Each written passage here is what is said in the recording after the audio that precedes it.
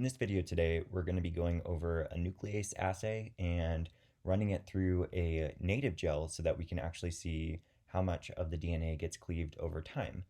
So to begin with, we're going to go ahead and prepare our proteins and our DNA samples and put them into different test tubes.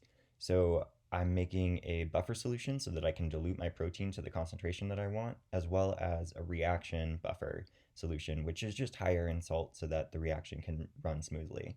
And then we're going to go ahead and make each of those different proteins and each of our DNA samples.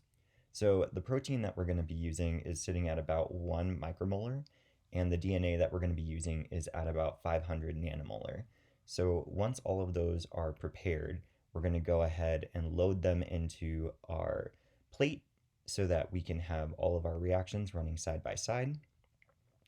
And that way we can have them all in a thermocycler at the same time. So here we go. We're going to load in one form of the DNA, and then the second form of the DNA. And then in the row below, I'm actually going to add the proteins so that I can use a multi-channel to add all of the proteins at the exact same time.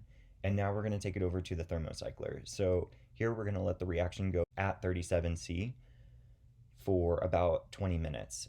So we're adding our proteins to the DNA samples and letting that run. And while that's going, we're also going to prepare a quenching buffer. And this is made of proteinase K and SDS. So we're going to add this to a plate as well so that we can use the multi-channel to load that in. And here we go. After the reaction has completed, we're going to go ahead and add the quenching buffer to stop the reaction completely. And then after it's done, we'll load it into the -20 freezer until we're ready to load it. And now we can go ahead and prepare the gels that we're going to use for this. So as you can see here, I'm putting in the gel plates into this stand, and then we're going to load the stand onto the clamp. I also add some parafilm to the bottom. This just helps to prevent leaking, so you can stretch it out a little bit and create a very tight seal over the bottom of the gel. So once that's good, I also put a pen underneath it just to keep it down and clamped. And then we're going to go ahead and prepare our gel solutions. So we're going to add 7.5 mils of acrylamide to this mixture. And then we're going to add a 10x solution of our DNA buffer, and we're going to add 1.5 mils of that.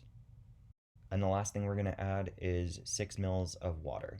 After each of those things are added, we're going to add some 10% APS, and here we're adding 75 microliters of that and making sure to mix that around. And then we're going to add 7.5 microliters of TMED. And this helps the solution to polymerize and actually form the gel that we're going to be using.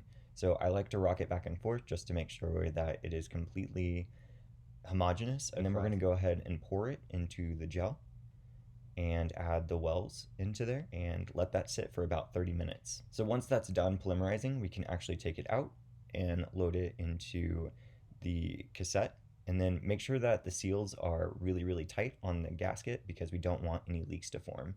And then we're going to take this to a cold room, so this is at 4°C, and load that into a running chamber.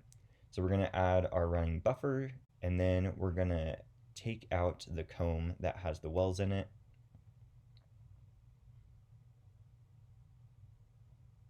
And then we can go ahead and load the top. And we're going to run this gel at 6 milliamps per each gel and allow that to run for an hour. And after that's done, we're going to go ahead and load the samples that we ran earlier. And we're adding 10 microliters of each sample mixed with 2 microliters of 40% sucrose so that it weighs down the solution just a little bit. And we're going to have all of those in their individual wells. So again, we're going to let this run now for 4 hours, and then we can go ahead and image it. And what we're looking for is these different bands that you're seeing that appear on the screen. And we can actually take this data and put it into ImageJ, and we create little boxes around each of the lanes. And then what we can do is pull the plots up for these so that we can see the individual peaks. And what we're going to do is take the area under the curve for each of these peaks and be able to calculate how much DNA is in each of these different strands. So what I'm doing here is creating a baseline across all of them and then splitting the peaks between their different types of DNA. So we're going to take these values now, and then we're going to load them into an Excel file. So I like to create this ladder and then pull that down and then remove the blanks. So then we can work with our different solutions. So we have protein 1, protein 2, no protein, and then our two different types of DNA. So I calculate the total DNA based on the area under the curve for both peaks, and then you can calculate how much each of those different DNA peaks represent of your total DNA and determine how much of it was cleaved over time.